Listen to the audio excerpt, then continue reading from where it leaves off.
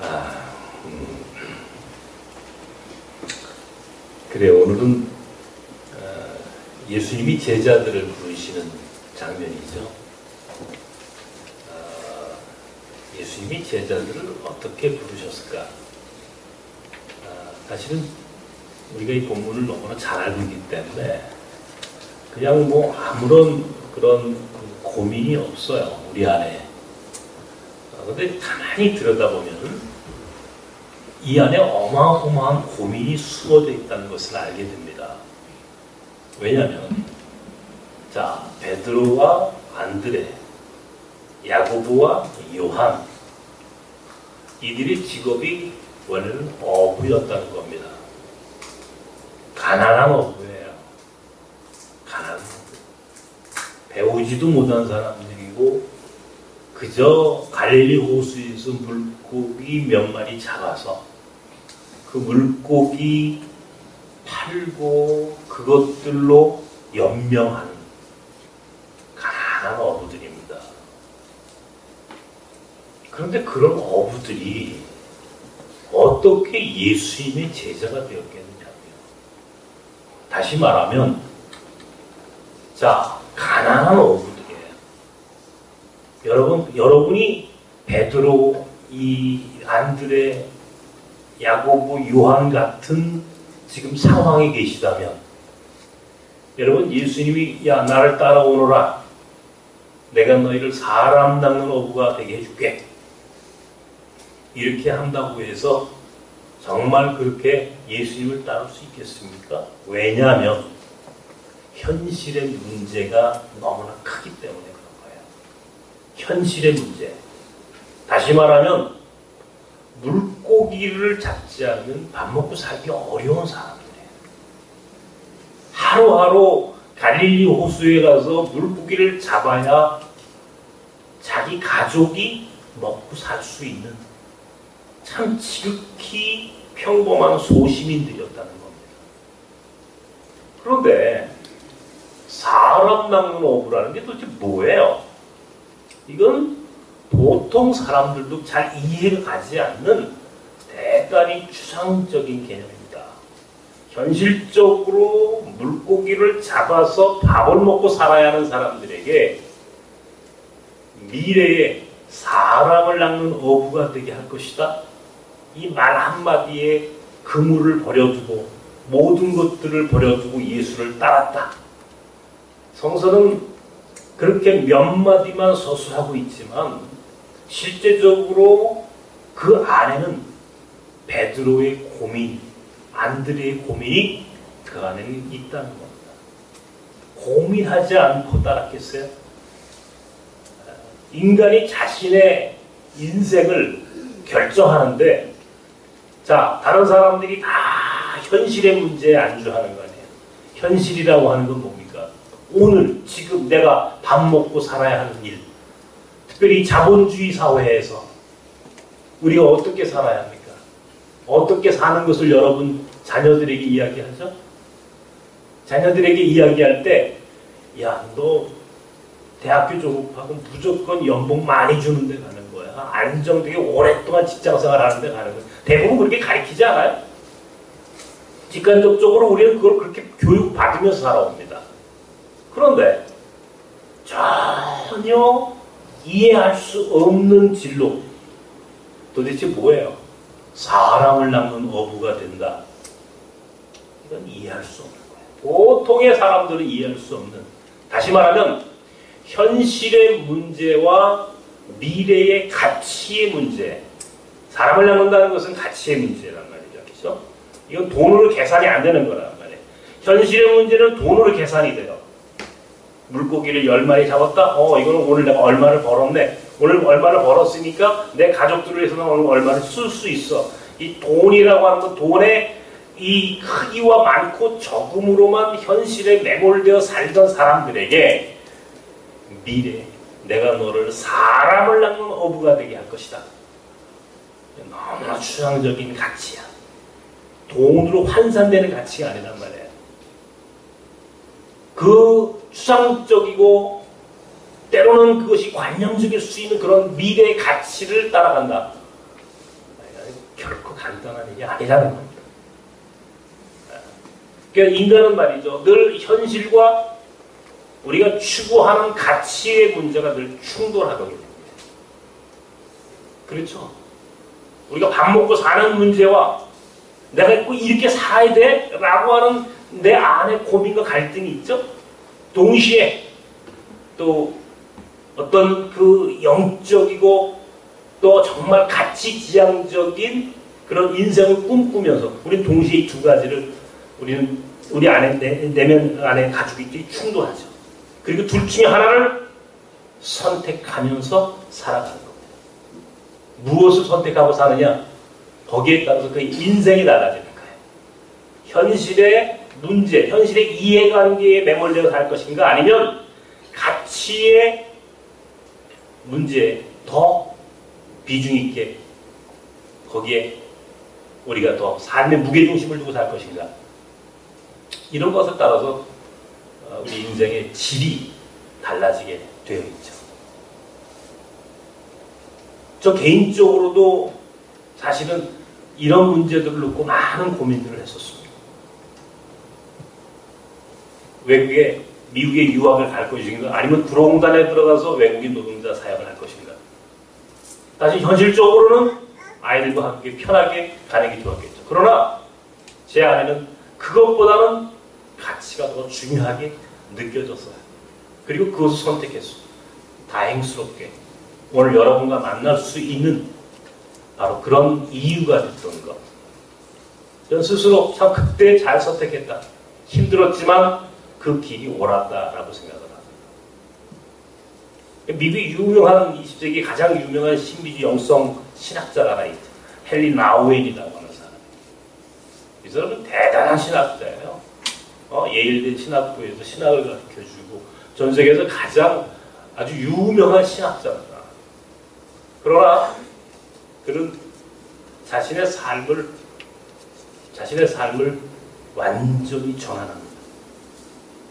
가장 어려운, 가장 낮은, 가장 힘들게 사는 장애 아이들을 돕는 그런 곳으로 자신의 자리를 옮겨야 유명한 신학 교수가 가장 밑바닥에 혹은 아무도 돌아보지 않는 사람들을 향해서 뚜벅뚜벅 길을 걸어갑니다.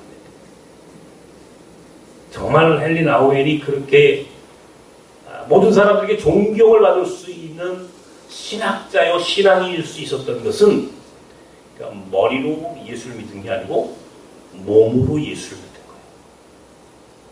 거예요. 머리로 신앙을 고백한 것이 아니라 삶으로 신앙을 고백하는, 그래서 그가 위대한 신앙인이며 동시에 신학자일 수 있었던 이유가 거기에 있었다는 것이죠. 어떻습니까? 만약에 베드로가 예수님의 부르심 앞에 순종하지 않았다면 베드로는 어떻게 살았을까요? 그런 갈릴리 어부로 평생 그렇게 살다가 죽었을 겁니다. 물론 그의 이름이 성서에 기록될 이유는 없었을 거고요. 그러나 그런 현실적인 문제를 갖고 있었지만, 밥 먹고 살아야 하는 현실적인 그런 문제를 갖고 있었지만, 그러나 현실의 문제보다 가치의 문제에 더 큰 비중을 뒀던 사람입니다. 그는 배운 것은 없었지만, 가진 것은 없었지만, 그는 예수가 사람 낚는 어부가 되게 하겠다라고 하는 이 말씀 속에서 이것이야말로 진정한 가치와 의미가 있는 인생이라고 판단했고, 그리고 그는 결단했죠. 그 결단, 그 순종이 결과적으로 베드로를 천국의 열쇠를 소유한 사람으로 만들어냈습니다. 가난하고 무지한 갈릴리 어부가 천국의 열쇠를 맡길 만큼 우리 주님이 인정하는 제자가 될 수 있었다는 것, 그것은요, 그가 바로 예수 그리스도의 말씀에 순종했다는 겁니다. 우리가 순종하는 것은요, 이 세상의 사람들이 순종 얘기하지만 순종은 결코 간단한 게 아니에요. 둘 중에 하나를 선택해야 되는 거예요. 어떤 경우에는 오늘의 문제, 현실의 문제, 내가 지금 살고 있는 내 삶의 자리를 다 내려놔야 되는 거예요. 그리고 전혀 다른 사람이 상상할 수 없는 길로 걸어가는 겁니다. 이게 신앙이에요. 신앙이라고 하는 것은 그래서 한편에서는 쉬운 것 같지만 그러나 그건 쉬운 것도 아니죠. 지난주에 우리 몽골학교 교사 수련회가 있었습니다. 여수, 순천, 광양, 아이고 너무 좋은 데 같았어요. 제가 가본 곳 중에 정말 너무 좋은 그런 곳이었어요. 그게 몽골 교사들하고 같이 갔는데 우리 이제 빵가지 전사도 같이 동참했죠. 와이프가 이제 우리 이혜정 실장 아닙니까?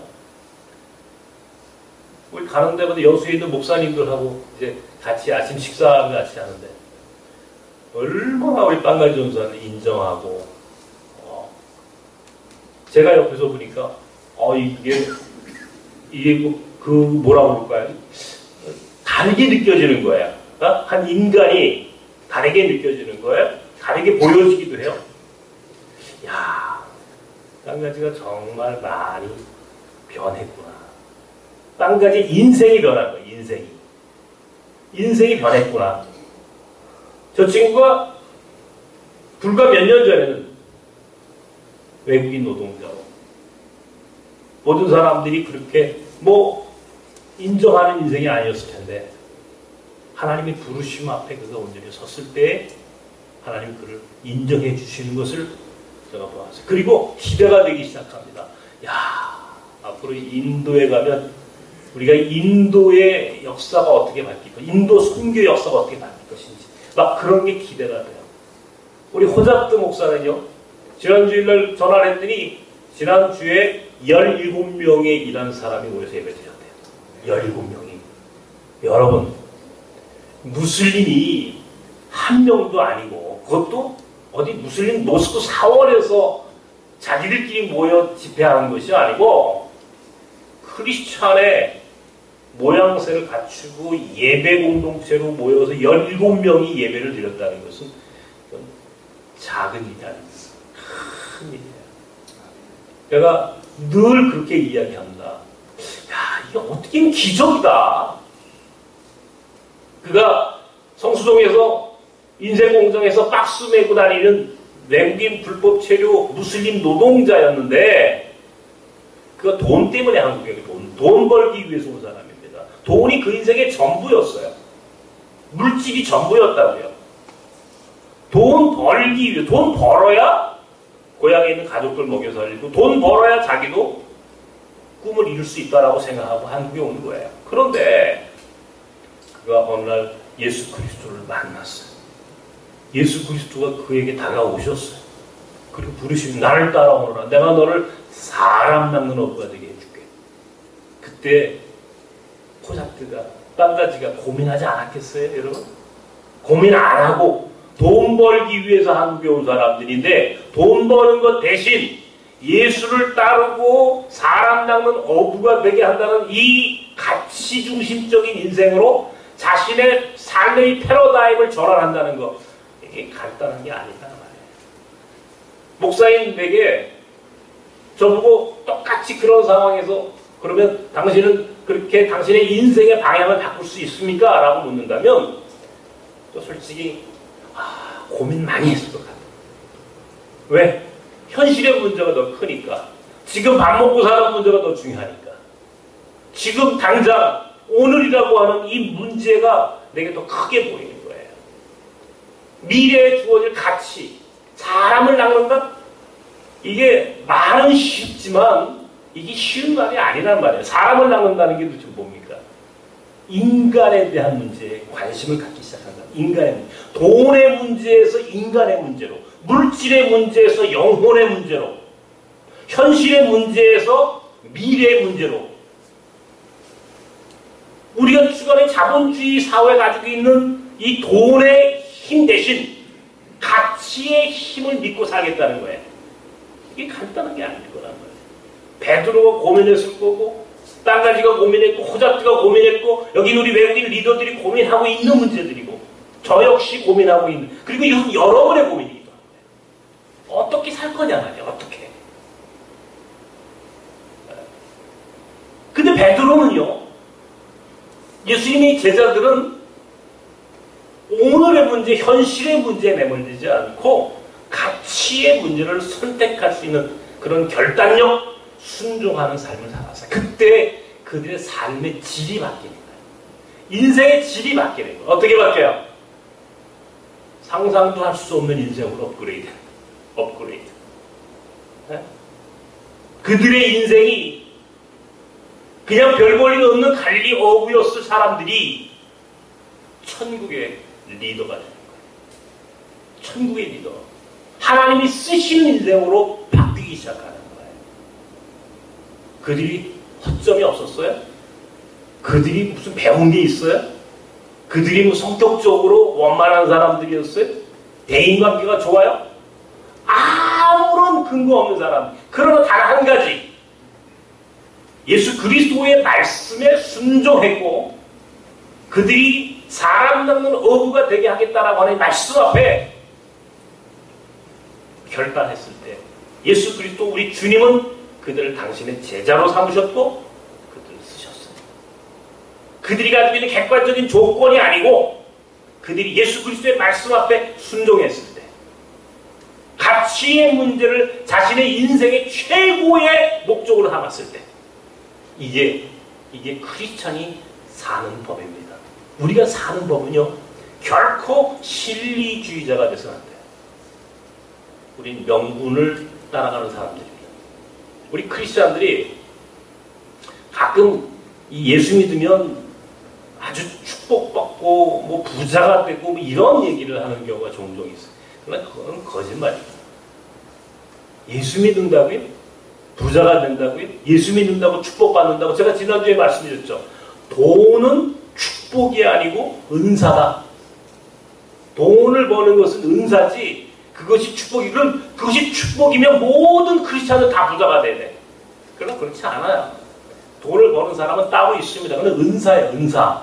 하나님이 각자에게 주신 은사 중에 하나가 돈 버는 은사가 있는 거라고. 돈 버는 은사는 그게 각자에게 주신 은사지 그것이 모든 사람의 보편적인 축복은 아닌 거야. 보편적인 게 아니에요. 자, 우리가 지금 예수를 믿으면서 우리가 잊어버리지 말아야 할 것이 있습니다. 예수를 믿으면 물고기를 많이 잡는다고 가리키는 것은 기복신앙이에요.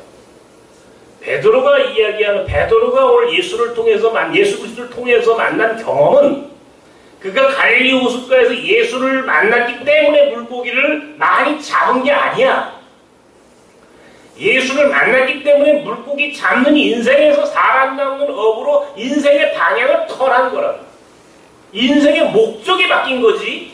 지금 살고 있는 삶의 자리에서 그가 가난했던 사람이 부자가 되는 게 아니란 말이에요. 이게 굉장한 차이. 이 인생의 패러다임을 전환하는 것이지. 예수를 믿는다는 건 인생의 목적이 바뀌고 내가 살아야 할 가치가 달라지는 거지. 오늘 내 삶이 조금 윤택해지고 부자가 되고 내 문제가 해결되는 거하고는 관계가 없단 말이에요. 예수 믿으면 문제가 해결돼요? 그건 아닙니다. 예수 믿으면 문제 해결 되는 사람도 있지만 안 되는 사람이 더 많아. 왜 우리가 예수를 잘못 믿냐면 예수를 믿으면 문제가 해결된다고 생각하고 예수를 믿으면 물고기 10마리 잡았던 사람이 물고기 100마리 잡는다고 가르치는 거야. 그걸 믿고 그걸 잘못된 믿음을 갖고 살기 때문에 우리가 실족하는 거예요. 아니야. 예수를 믿으면 물고기 10마리 잡았던 베드로가 물고기를 100마리 잡는 어부가 되는 게 아니고 10마리 잡았던 어부가 물고기 잡아서 그것을 밥 먹고 살던 어부가 삶의 내용과 가치가 사람 낚는 업으로 바뀌는 게 예수 믿는 거란 말이에요. 삶의 목적이 바뀌어야지. 삶의 내용이 바뀌는 거예요.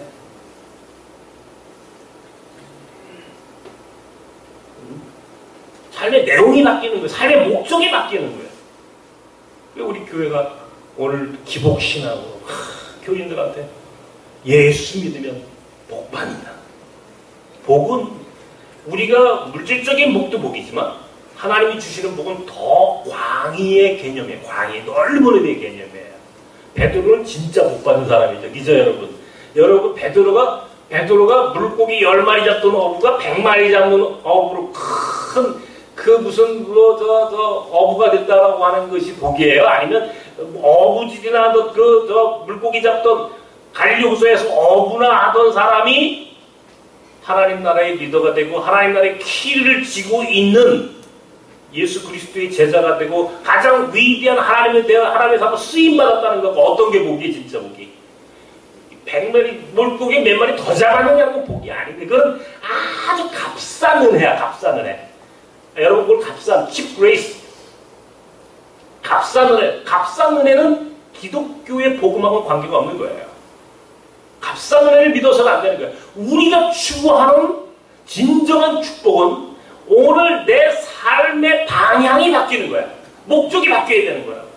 예수 그리스도가 우리에게 원하는 것은 우리가 이 세상에서 잘 먹고 잘 사는 인생이 아니고 하나님 나라의 일꾼으로 쓰임받는 거예요. 하나님 나라의 일꾼으로 쓰임받는 거예요. 이게 진정한 축복이에요. 얼마나 큰 축복입니까? 인간이 베드로가 비록 십자가에 거꾸로 매달려 죽었다는 이야기는 있지만 영원히 예수 그리스도의 천국의 열쇠를 부여받은 사람이에요. 위대한 사람이 된 거야. 위대한 인생이 된 거야. 왜? 현실의 문제, 당장 눈앞에 먹고 사는 것보다는 내가 하나님 나라라고 하는 보편 절대적인 가치를 추구하는 그런 인생으로 그가 방향을 바꿨을 때 하나님은 그가 이 세상에 스펙도 없고 조건도 마땅치 않지만 그 인생을 최고의 인생으로 업그레이드 시키시는 거예요. 우리가 예수를 믿으면서 기도합니다. 하나님 오늘 당장 내가 먹고 사는 문제에 내가 좀 더 부자가 되고 싶고 더 하나님 축복을 더 받고 싶은데 이것만 기도하시는데 그러지 마십시오. 그러지 마시고 하나님 내가 정말 추구해야 할 내가 가져야 할 내가 정말 꿈꿔야 할 비전과 목적과 절대적인 그 예수 그리스도가 내게 주시는 그 약속과 그 가치가 무엇입니까? 내 인생이 과연 어떻게 살아야 합니까? 라고 하는 아주 실존적인 물음을 해야지 눈앞에 보이는 오늘 내가 돈이 없어서 내가 먹고 살아야 되는 일이 너무 궁해서 이런 기도 글쎄요. 그게 축복이 아니라는 겁니다. 나 베드로를 보면 부러워요. 야, 이런 사람도 이렇게 사는데 이런 사람도 그가 예수를 배반도 했고 그가 정말 그 다혈질의 성격에 뭐 사람들이 볼 때 별 없어 보이는 사람인데 어떻게 그가 예수 그리스도의 제자가 될 수 있을까? 어떻게 예수가 그를 인정하셨을까? 딱 한 가지예요. 예수 그리스도가 사람 닮는 어부가 되게 해줄게. 나는 그 말 한마디에 모든 걸 버려두고 예수를 따른 겁니다. 당장 그게 무슨 눈앞에 먹고 사는 문제, 집에 가정에 어떤 문제가 있는지 물론 굉장히 고민했을 거라고. 내가 예수를 따르면 우리 집 애들은 누가 먹여 살리는 거야? 우리 지금 가정에 우리 마누라하고 우리 가족은 누가 먹여 살리는 거야? 이런 고민이 왜 없겠어요? 가장인데. 그러나 그 마음속에 있는 그 선한 욕심이 그 가치, 예수 그리스도가 말씀하신 그 가치를 따르겠다라고 하는 그 순종하는 마음이 결과적으로 베드로를 위대한 인생으로 만든 거다. 다음 주일이 우리 총동원 전도주의를 지킵니다. 늘 사람 낳는 어부가 되자. 한번 실험해 보십시다. 우리 테스트해 보자고요. 우리 주님 앞에서 우리 인생을 한번 테스트해 보자고요. 사람 낚는 어부가 된다라고 하는 게 무엇입니까? 자, 베드로도 고민했고 깡가지도 고민했고 호잡주도 고민했을 그 고민들. 여러분 솔직하게 얘기해가지고 고민하고 사십니까? 내가 예수를 따른다는 것이 얼마나 고통스럽고 고민스러운지를 한번 경험해 보셨습니까? 그 정도 고민까지도 요구하는 거 아니에요, 여러분한테. 당장 여러분 사시는 거, 여러분 지금 생활하고 있는 모든 생활의 기본적인 시스템 안에서 크게 나가는 거 아니에요? 이탈하는 거 아니에요? 여러분 그냥 일하시고 직장 생활하시고 열심히 인생 사시되 한 가지 사람 낳는 어부가 된다는 것이 얼마나 귀한 일인지에 대해서는 한번 고민해보자는 거예요. 고민해보자는 거예요. 사람 낳는 어부가 된다는 게 얼마나 큰 축복의 길인지를 한번 고민해보자는 거예요. 그리고 그걸 실천해보자는 거예요. 사람 낳는 어부. 사람 낳는 어부. 물질에서 영혼으로, 오늘이라고 하는 현실이라는 문제에서 미래, 돈의 힘이 아니라 가치의 힘을 따르는, 우리가 지금 그런 흉내라도 내보는 크리스찬이 지금 돼보자. 흉내라도. 폼이라도 잡아보자. 이게 예수 믿으면서. 우리가 베드로처럼 완전히 거기에 올인할 수 없어요. 우리 호자드처럼 불법체류 외국인 무슬림 노동자가 예수 믿는다고 신학 공부한다고 그렇게까지 할 수 없을지라도. 제가 오늘이 그리스가 무슨 그 총선 이제 뭡니까 투표하죠. 그래서 이 그리스 이제 경제 문제 때문에 그리스하고 터키가 이렇게 붙어 있지 않습니까? 이 보스포러스 해협을 놔두고 붙어 있어요. 그리스하고 터키는 이게 우리나라와 일본과의 관계, 몽골과 중국과의 관계, 이런 것처럼 관계가 안 좋아요. 괜히 관계가 안 좋아요. 옛날에 전쟁을 많이 했지 않습니까? 자기들끼리. 근데요, 지금 그 두 나라로 난민들이 어마어마하게 들어가요. 난민들이. 그리스하고 터키로 난민들이 엄청나게 들어가요. 그래가지고 지금 얼마 전에도 그리스 선교사님이 찾아와가지고 이 그리스의 난민 문제, 터키의 난민 문제 이거 갖고. 근데 호자트라고 하는 사람을 굉장히 잘하고 있어요. 지금 그 터키와 그리스에 있는 선교사님들이 호자트 선교사를 다 한대. 이게 유해근, 그 사람을 파송한 유해근 목사는 몰라도 호자트는 다 한 거예요. 기분이 좀 안 좋더라고요. 그래서 내가 그래요. 저를 모르신단 말입니까? 호자트는 하는데 유해근 목사는 모르신단 말입니까? 아, 목사님 바로 그 호자트를 파송한 목사님이시군요. 몰랐죠. 몰라. 상관없어, 몰라도. 근데 제가 기분이 좋은 게 뭐냐면 쓰임 받고 있는 거예요. 너무 귀하게. 힘들죠. 쉽지 않은 인생을 선택하고 가는데 오늘 아침에도 와가지고 그가 터키에서 지금 선교사로 17명이 오늘은 몇 명이 또 와서 또 같이 예배 드릴지는 또 모르겠습니다만 숫자보다 어쨌든 간에 지금 놀랍게 쓰임받고 있잖아. 지금 많은 무슬림들이 주로 와 있고 터키로 오고 지금 그리스가 문제가 생기면 다 그 사람들이 터키로 오게 돼 있어요. 지금 그리스가 지금 경제적으로 어렵지 않습니까? 그럼 그리스는 안 가겠죠. 경제가 어려운데 가서 뭐 하겠어요? 터키로 나오게. 터키로. 그리스로 가던 사람들이 터키로 오게. 전부 다 이스탄불로 모여들게 돼 있어. 그럼 확장이 돼. 더 사역이. 만약에 그가 그 부르심 앞에 순종하지 않았다면 그는 지금도 외국인 노동자로 살았을 텐데. 외국인 노동자. 돈. 오늘 현실의 문제. 그냥 당장 밥 먹고 사는 문제 안에 매몰되었을 텐데. 그리고 그는 그렇게 살다가 죽었을 텐데. 그는 돈보다 예수 그리스도의 부르심을 더 귀하게 생각하는 거예요. 물고기 잡아먹고 사는 인생보다는 사람 낚는 어부가 되겠다라고 하는 이 선한 욕심이 그의 인생을 업그레이드 시키는 길이에요. 우리가 적어도 이런 원칙을 갖고 살아야 돼요, 여러분.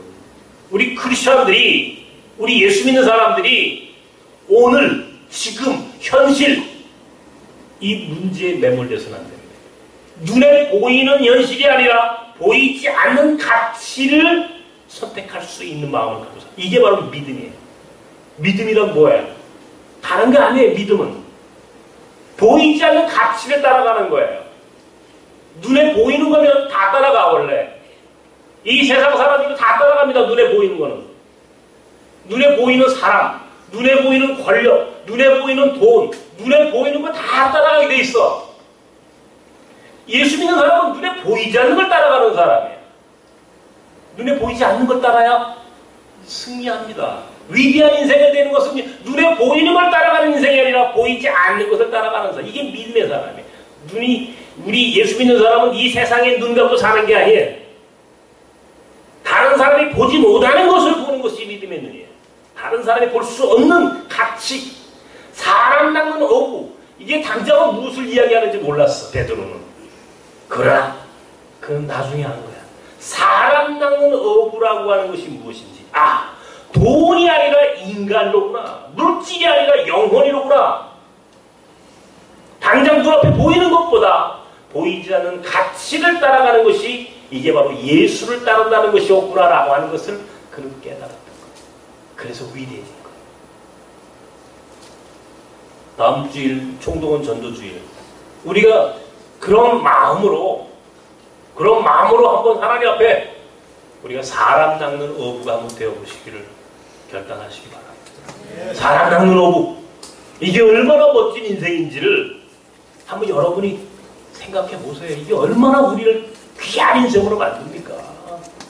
얼마나 우리를 행복하게 합니까? 동대문에 우리가 지금 뉴라이프 비전센터에서 딱 2년이 됐습니다. 동대문 비전센터 세운 지가. 재작년 6월에 창립 예배 드렸어요. 거기서 입주 예배 드렸어요. 그러니까 7월 첫째 주니까 딱 만 2년이 지나간 거예요. 만 2년 만에요.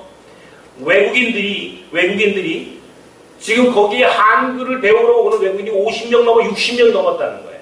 거기에서 그 외국인들한테 한글을 가르치는 우리 시니어 교사들이 20명이 넘어섰고요.